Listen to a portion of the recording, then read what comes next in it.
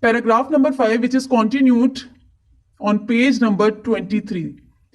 These are the continuing lines. One can quite understand the feelings that exist between the two communities wherever one committee is in majority and the other is minority. But the question is whether it was possible or practicable to act otherwise than what has been done. A division has to take place on both sides, in Hindustan and Pakistan. There are sections of people who may not agree with it, who may not like it, but in my judgment, there was no other solution, and I'm sure the future history will record its verdict in favor of it. And what is more, it will be proved by actual experience as we go on that it was the only solution of India's constitutional problem. Any idea of United Nations could never have worked, and in my judgment, it would have led us to a terrific disaster. Maybe that view is correct, maybe it is not. That remains to be seen.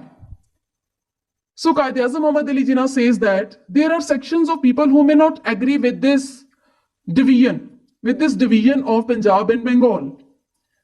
But he says that we must accept this mighty revolution, the huge revolution that has taken place, which is unprecedented, extraordinary, because it was the only solution, and our success is to concentrate on the well-being and prosperity of Pakistan. So Quaid-e-Azam Muhammad Ali Jinnah says that we need to remember this, that we have to concentrate on the prosperity and well-being of Pakistan.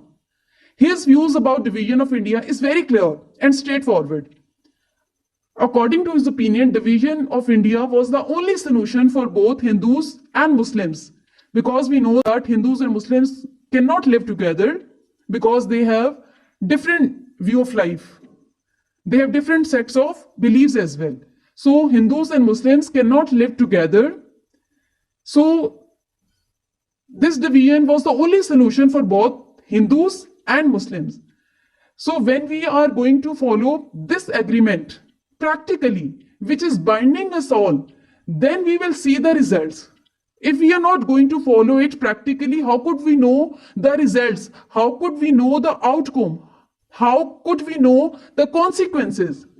So idea or resolution of United Nations could never work. If it had happened, it would have disastrous consequences. And he further says that his views may or may not be right. And who is going to decide it? That his views are right or wrong? Future history will surely justify it.